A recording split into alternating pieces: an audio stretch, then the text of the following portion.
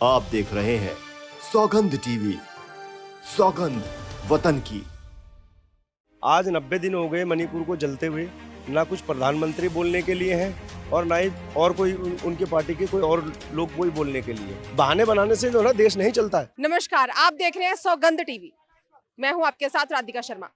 मणिपुर में पिछले कुछ दिनों में जो दंगे चल रहे हैं, जो वहां की घटनाएं सामने आ रही हैं, जिससे देश शर्मसार हो रहा है, उसके साथ साथ एक बहुत बड़ी खबर सामने आ रही है कि बीएसएफ के एक जवान ने एक महिला के साथ छेड़खानी की है। उसे फिलहाल बर्खास्त कर दिया, सस्पेंड कर दिया है। लेकिन जो ये हरकतें, शर्मनाक हरकतें, घटनाएं वहां पे घट रही हैं, क्या ये सही है? आइए जान लेते हैं, क्या कहना चाहेंगे। देखिए, जिन लोगों के कंधे पे जिम्मेदारी है वो जिम्मेदारी निभा रहे हैं। वो किस तरह निभा रहे हैं, सब लोग इस चीज को देख रहे हैं। आज 90 दिन हो गए मणिपुर को जलते हुए। ना कुछ प्रधानमंत्री बोलने के लिए हैं और ना ही और कोई उनके पार्टी के कोई और लोग कोई बोलने के लिए। ठीक है, वो तो जल रहा है, जलने दे। प्रधानमंत्री इलेक्शन से पहले तो बड़ी बड़ी बातें करते थे कि भाई इसको ऐसा छोड़ दिया जैसे बिना माँ बाप का बच्चा मणिपुर का। अब क्या हो रहा है? 90 दिन से जल रहा है, कुछ बोलने को तैयार नहीं है, संसद में आने को तैयार नहीं है। संसद में जो इसका आवाज उठा रहे हैं उनको संसद से बाहर किया जा रहा है। तो ये सबसे बड़ी बात है कि प्रधानमंत्री को इसके ऊपर बोलना चाहिए।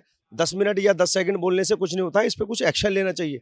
जो लोग गलत हैं उनको उसकी जो सजा है उनको मिलनी चाहिए। जैसे माँ बहनों के साथ हो रहा है, कभी 2 महिलाओं का जो चल रहा था मामला, अभी उसको वो सुलटा भी नहीं, दूसरा बीएसएफ के जवान ने कर दिया। तो न जाने और भी कितने ऐसे हैं जो मेरे ख्याल से लोगों के सामने नहीं आई हैं, और आएंगे तो पता नहीं क्या और क्या कितनी सारी चीजें आएंगी। इस चीज के लिए गृह मंत्री को बोलना चाहिए, इस चीज के लिए प्राइम मिनिस्टर को बोलना चाहिए। अगर नहीं बोल सकते, अगर देश को नहीं चला सकते तो इस्तीफा दे दें। वो इसके जिम्मेदार वो है, गृह मंत्री जिम्मेदार है। जब बीएसएफ सेंट्रल के अधीन होता है, जब सेंट्रल के पास सारी पावर है, सेंट्रल ने पावर पूरी फोर्स को दे रखी, तो पावर किस तरह वो यूज कर रहे हैं उस चीज को। आप ये देखिए कि महिलाओं के साथ बदतमीजियां कर रहे हैं वो, तो ये चीज कहीं जायज है?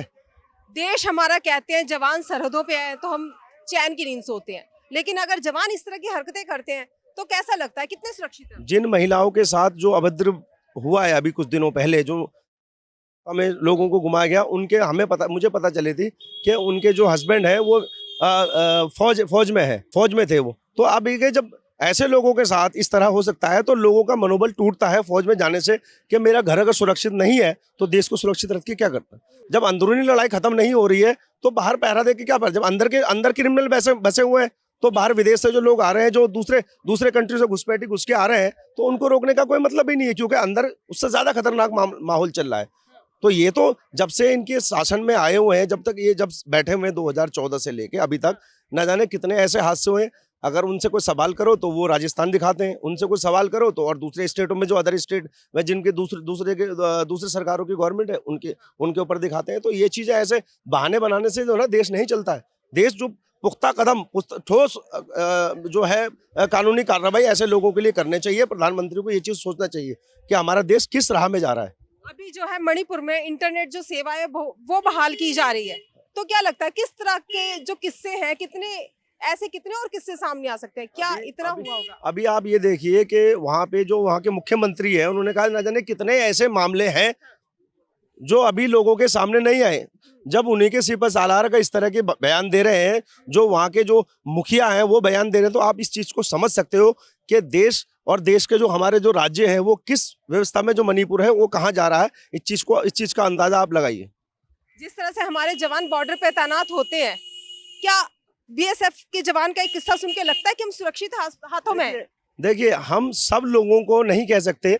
हो सकता है कि अगर 100 में 1 खराब भी होता है, तो वो जो जैसे वो बंदा जिसने किया है, उसको जो उसकी भरपाई तो उसको करनी पड़ेगी, चाहे उसको जेल जाके या फिर जो भी उसको सस्पेंड कर देना इसका सोल्यूशन है कि सस्पेंड कर दिया, हो गया, या उनको सजा मिलनी चाहिए? देखिए, सस्पेंड करना ही बहुत कुछ नहीं है। उसके लिए इंक्वायरी बैठनी चाहिए कि कहीं ना हो सकता है कहीं ना कहीं से किसी ना किसी चीज से उनको आदेश मिला होगा कि अगर कोई इस तरह करे तो उनके साथ किस तरह करना चाहिए। ये आदेश ऊपर से ही आता है, वरना कोई ऐसा आज तक ऐसा नहीं हुआ है देश के अंदर कि इस तरह कोई किसी औरत के साथ या किसी लड़की के साथ अभद्र तरीके से वो पेश आए हो, कोई फौजी या कोई सेना का कोई भी बंदा।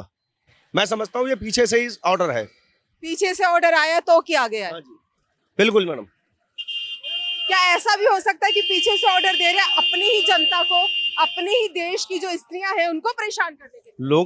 लोग इन चीजों को, राजनीतिक जो बातें हैं, इनको ये समझना चाहिए इन लोगों को कि ये किस तरह, कहाँ से क्या क्या बात आ रही है। अगर मैं राहुल को बुरा कह रहा हूँ तो क्यों कह रहा हूँ, किस लिए कह रहा हूँ? क्या वो पढ़ा लिखा नहीं है?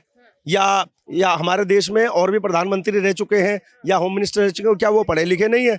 जो संसद में बैठे हुए बहुत से लोग ऐसे हैं कि बहुत पढ़े लिखे, जैसे अभी टिप्पणी की है सुप्रीम कोर्ट ने कि भाई अगर कोई भी पार्टी किसी भी सांसद को अगर टिकट देते हैं, उसकी जितने भी फ्लैशबैक हैं, यानी कि जितने भी क्रिमिनल केसेस हैं, अखबारों में, सोशल मीडिया में, खास तौर पे सोशल मीडिया के लिए सुप्रीम कोर्ट ने कहा है कि अखबारों में, सोशल मीडिया में ये चीजें उजागर होनी चाहिए कि कौन से सांसद के ऊपर कितने केस हैं।